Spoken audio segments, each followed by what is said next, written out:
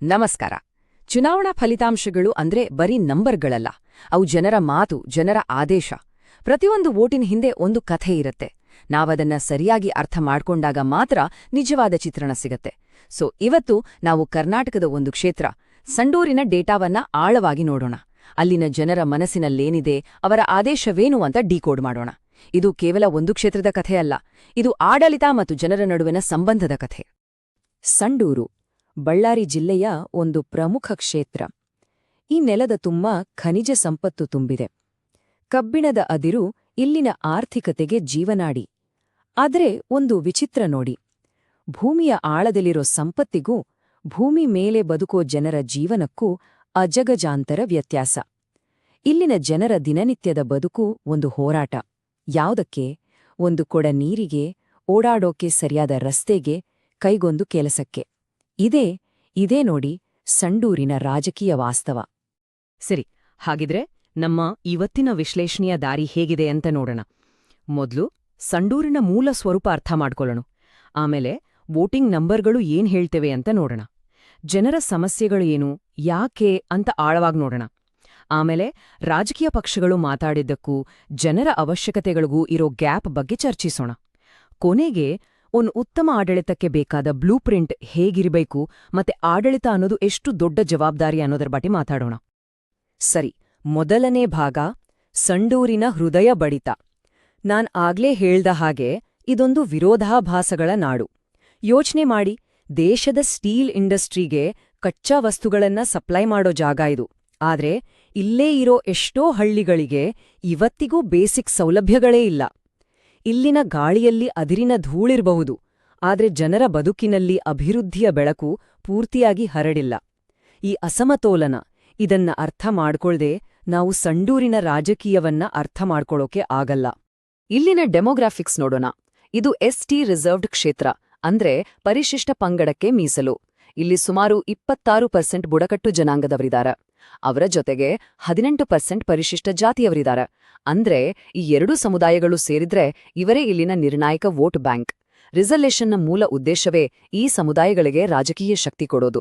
ಹಾಗಾಗಿ ಇಲ್ಲಿನ ಪಾಲಿಟಿಕ್ಸ್ ಯಾವಾಗ್ಲೂ ಇವರ ಸಮಸ್ಯೆಗಳು, ಇವರ ಆಕಾಂಕ್ಷೆಗಳ ಸುತ್ತನೇ ಇರಬೇಕು. ಸಂಡೂರಿನ ನಿಜವಾದ ಚಿತ್ರಣ ಸಿಗೋದು ಅದರ ಪಟ್ಟಣಗಳಲ್ಲ, ಅದರ 87 ಹಳ್ಳಿಗಳಲ್ಲಿ. ಯಾಕಂದ್ರೆ ಸುಮಾರು 70% ಜನ ಇರೋದೇ ಹಳ್ಳಿಗಳಲ್ಲಿ. ಅಲ್ಲಿನ 3 ಸಣ್ಣ ಪಟ್ಟಣಗಳಿಗೂ ಈ ಹಳ್ಳಿಗಳಿಗೂ ಅಜಗಜಾಂತರ ವ್ಯತ್ಯಾಸ. ಸ್ಕೂಲ್, ಹಾಸ್ಪಿಟಲ್, ರೋಡು, ಕುಡಿಯೋ ನೀರು ಪ್ರತಿಯೊಂದರಲ್ಲೂ ದೊಡ್ಡ ಗ್ಯಾಪ್ ಇದೆ. ಅಂದ್ರೆ ಗವರ್ನೆನ್ಸ್ನ ಲಾಸ್ಟ್ ಮೈಲ್ ಡೆಲಿವರಿ ಅಂತೀವಲ್ಲ, ಅದು ಇಲ್ಲಿ ಫೇಲ್ ಆಗಿರೋದು ಕ್ಲಿಯರ್ ಆಗಿ ಕಾಣಿಸುತ್ತೆ. ಸರಿ, ಈಗ ನೇರವಾಗಿ ನಂಬರ್ಗಳ ಕಡೆಗೆ ಬರೋಣ. ಯಾಕಂದ್ರೆ ನಂಬರ್ಗಳು ಸುಳ್ಳು ಹೇಳಲ್ಲ. ವೋಟುಗಳು ಅಂದ್ರೆ ಬರೀ ಅಂಕಿಸಂಖ್ಯೆಗಳಲ್ಲ, ಅವು ಜನರ ಭಾವನೆ, ಜನರ ನಿರೀಕ್ಷೆ, ಜನರ ಬೇಸರದ ಡೇಟಾ.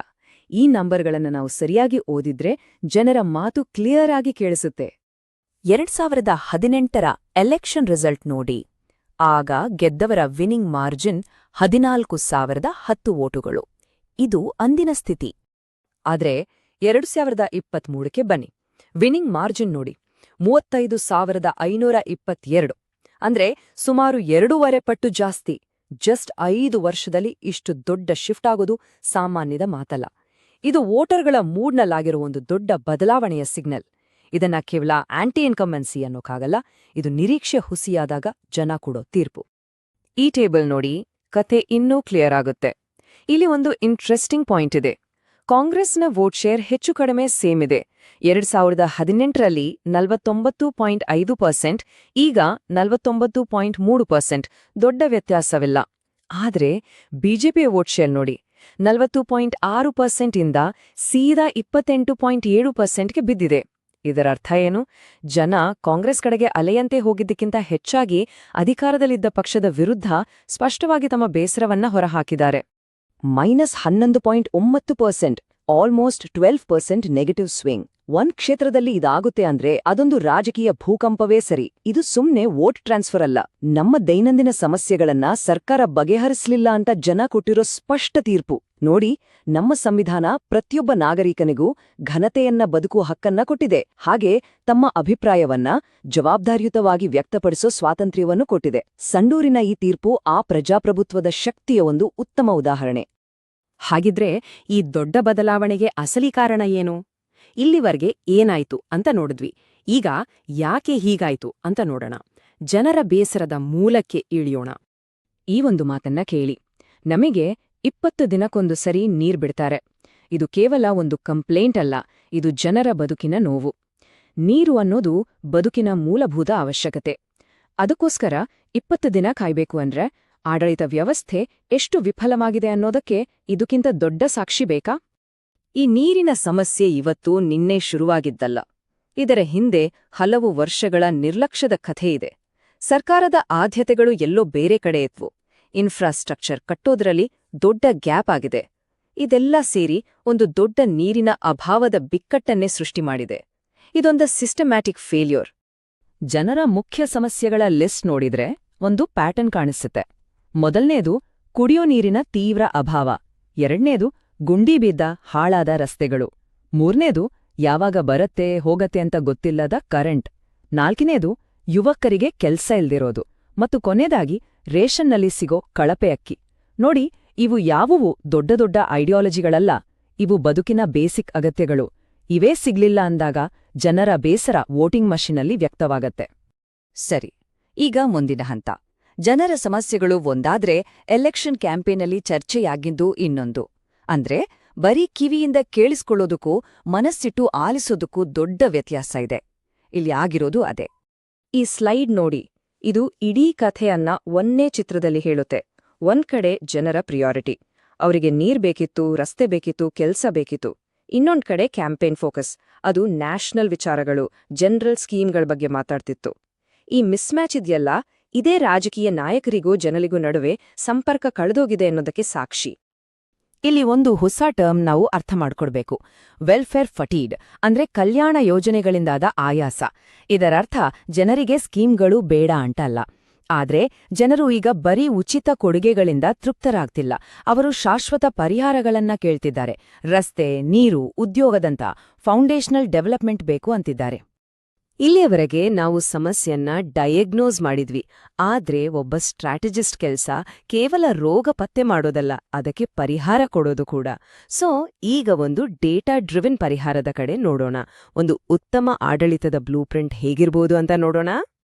ನೋಡಿ, ಮೊದಲನೇ ಪಾಯಿಂಟ್, 100 ಕಿಲೋಮೀಟರ್ ಹಳ್ಳಿ ರಸ್ತೆಗಳನ್ನ ಅಭಿವೃದ್ಧಿ ಮಾಡೋದು.